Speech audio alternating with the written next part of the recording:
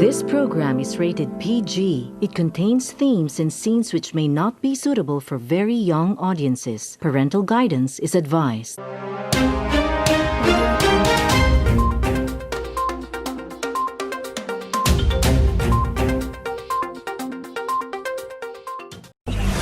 RONDA 24. Puma kada, puma pasada, balita para sa masa.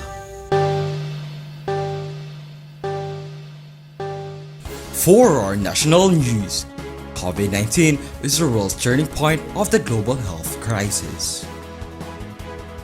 Medical populism is often used as political style in health emergencies. Political leaders of Brazil, Philippines, and United States respond to COVID-19. Jair Bolsonaro, Rodrigo Duterte, and Donald Trump sought to dismiss the pandemic. Critical attention to leader was brought by politics and public health. COVID-19 is the world's turning point of the global health crisis. Let's hear it from Patrick. In December 2019, the first human case of COVID-19 was first reported by officials in Wuhan City, China. The disease is caused by severe acute respiratory syndrome, coronavirus 2, also known as SARS-CoV-2. This is the strain of coronavirus that causes COVID-19.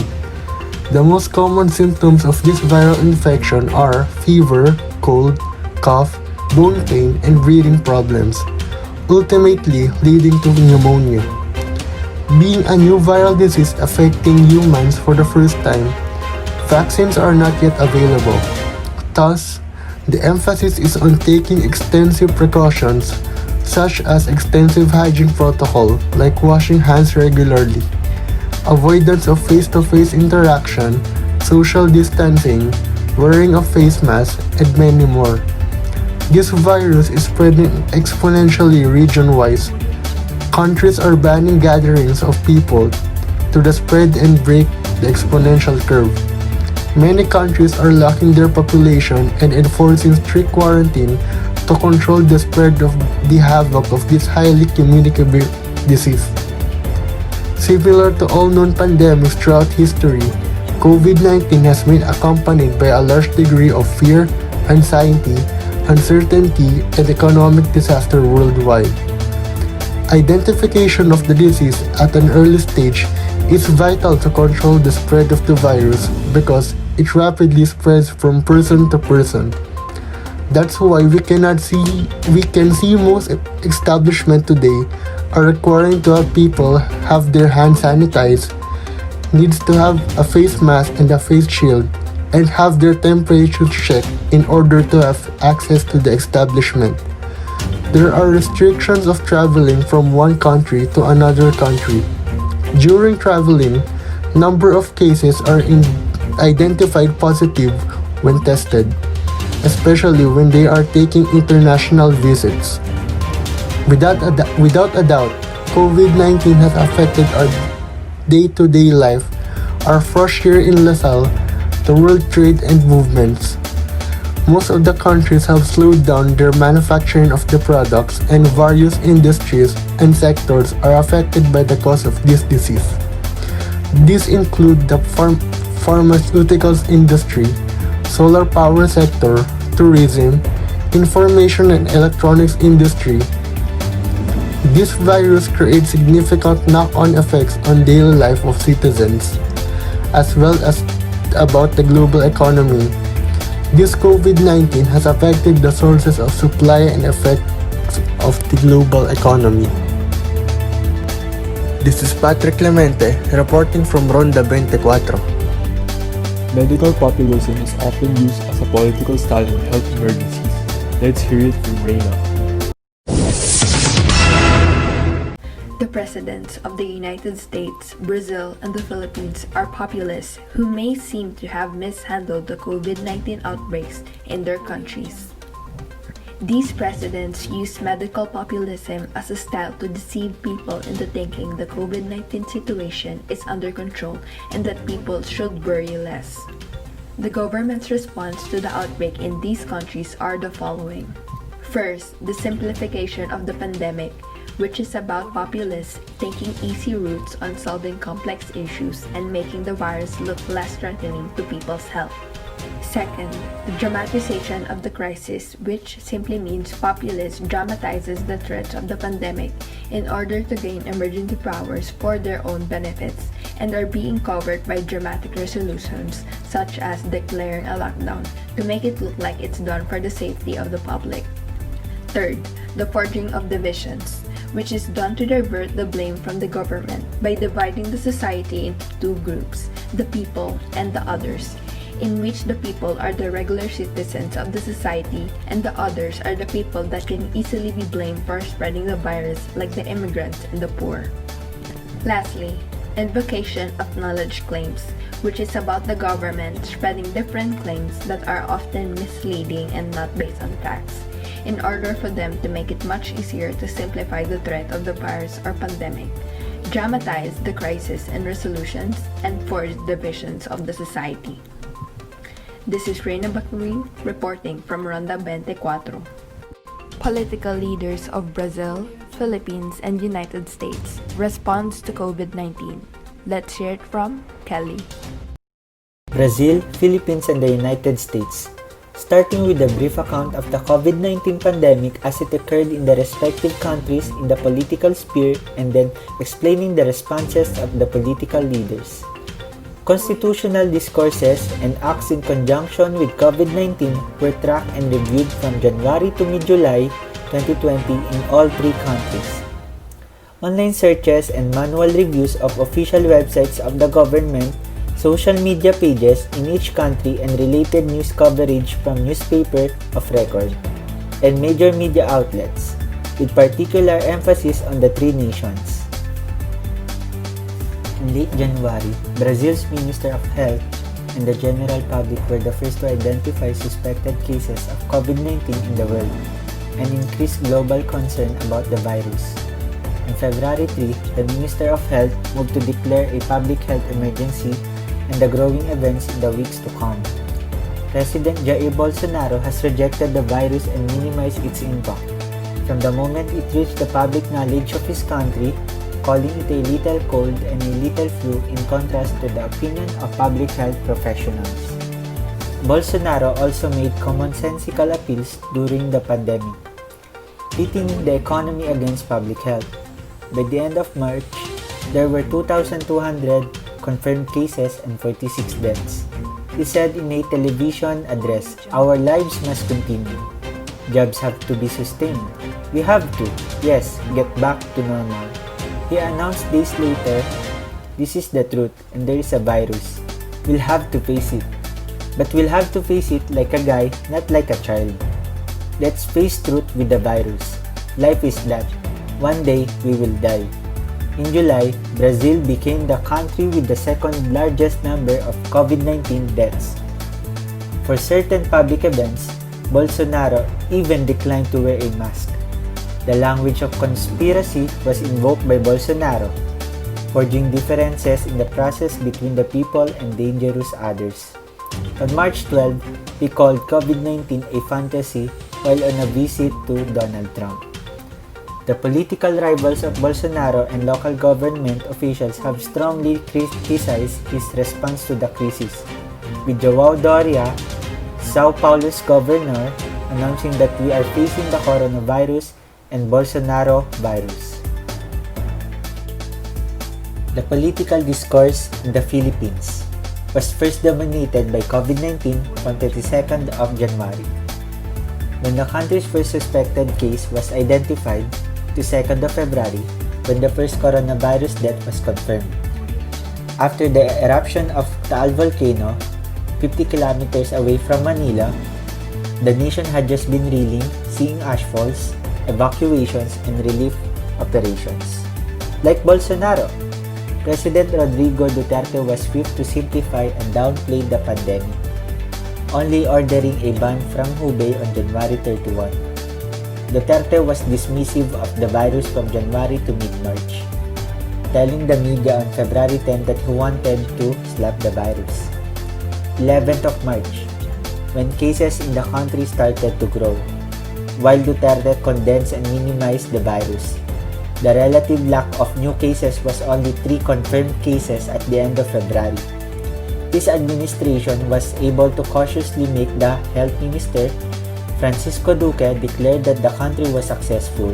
However, a drastic rise onwards led to a shift in the tone of the president. 9th of March, Duterte declared a state of emergency in public health across the Philippines.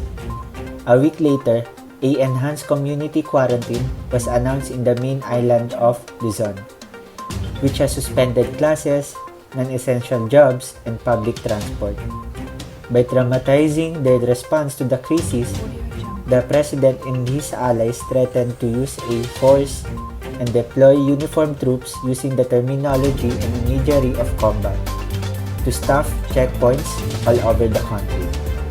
The Philippines illustrates how leaders adapt their political styles depending on the situation, with Duterte going from simplification to spectacularization as the number of cases increased. This is Kelly Fusana reporting from RONDA BENTE QUATRO. We'll be right back after this short commercial break. Ronda 24 would like to thank the following. GESTSOC, ingat na kitang-kita, ingat na damang-dama. Alaska 45, katulong mo sa tikas, lakas at talas. Salle University, due tomorrow, do tomorrow. And TikTok Philippines.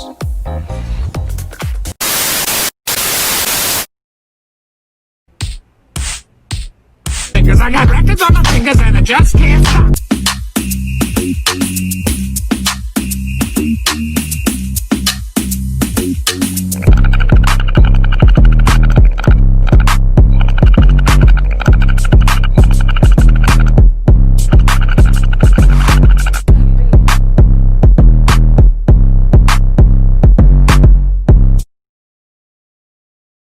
Ronda 24.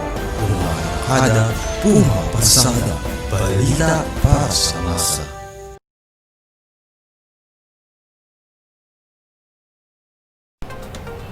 On January 20, 2020, the first COVID-19 case hit the United States.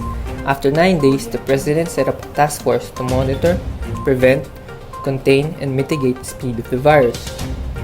After 2 days, he restricted entry to the country for foreign nationals who had been to China for the past 2 weeks. According to the president himself, we have it totally under control. It's one person coming in from China and we have it under control. It's going to be just fine, he said after the first case was confirmed. Trump also made claims that warmer weather can kill the virus. In March 2, you lose from 26,000 to 70,000, or some more than the flu. It's hundreds of thousands of deaths from the common flu. Trump took a speech later that week saying the virus is a horrible infection and banned all travel from Europe to the US. Also, he invoked the language of war, saying the virus is an invisible enemy. President Trump continued to make more unscientific claims such as anti-malarial drugs like chloroquine and hydroxychloroquine to serve as treatment. He also refused to wear a mask in many occasions. He referred to the virus as the Chinese virus and accusing WHO World Health Order of pro-China bias. For the coronavirus, the public observed that he has downplayed the virus and blamed China. The 3 leaders of their countries have similar features. They sought to dismiss the pandemic, calling it a little flu and making therapeutic claims such as quick cures or vaccines. Both President Duterte and Bolsonaro claim their citizens are less susceptible to the virus, while on the other hand, President Trump is saying Americans are the strongest and resilient people on Earth to assure the public that the pandemic will soon be over. By touting the promise of chloroquine or other drugs, the 3 leaders made claims that involved biomedical products. Doing it so pit them against biomedical experts. These similarities support the view that medical populism is not episodic but a funeral response to medical emergencies. While some other factors affect decision-making in pandemics, including legal structures, pre-existing policies, and conceptualizations of science, political considerations and populist performances play an undeniable role influencing country responses. The crisis pits the people against failed and untrustworthy establishment. Unlike the leaders of Germany, Taiwan, South Korea, and Singapore may be classified as medical technocrats given their government's expert-driven decision-making. This is Neil Ahuja reporting from RONDA BENTE QUATRO. Critical attention to leaders was brought by politics and public health. Let's hear it from Ernest. If the pandemic continues to unfold, it remains to be seen how it will draw critical attention to the political styles of governments, tilt future elections, and accurate blame from those who have failed to act properly. Overall, it indicates that when faced with health emergencies, world leaders mobilize common trends of action and rhetoric patterns that can be expected at local, national, and global levels for pandemic preparation. In researching the politics and governance of health emergencies, precisely what kind of leader mobilizes those styles, under which conditions and results remain germane issues. It is also plain to see how drastic acts such as complete lockdowns and mass testing will take political precedence over less impressive steps such as communication tracing and growing healthcare capability, weakening the effectiveness of pandemic responses and potentially exposing the public to abuse of power, as in the case of the Philippines. Public health professionals are often called to engage in public debate in this situation, even though doing so exposes them to the possibility that they themselves will be cast as threats to public health, which lead us to the development of conflict between the people and dangerous others. If medical populism is a familiar reaction to pandemics, other vulnerabilities on the part of those aligned with political groups will be cast as racial or alien by others. Finally, as with crisis spectacularizations, this might not actually be harmful. The familiar dramaturgical type of epidemics may organize populations.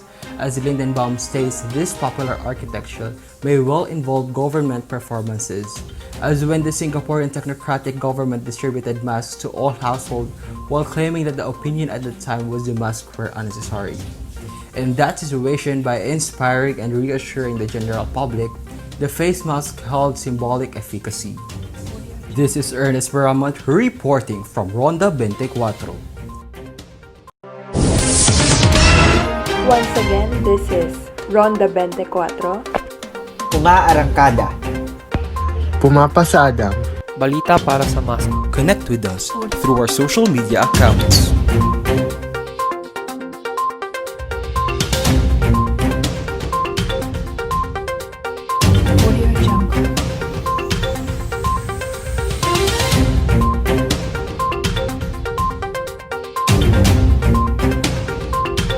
Audio Jungle.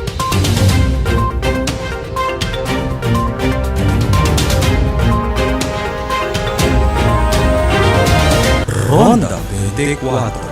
Umaarangkada, pumapasada, balita para sa masa.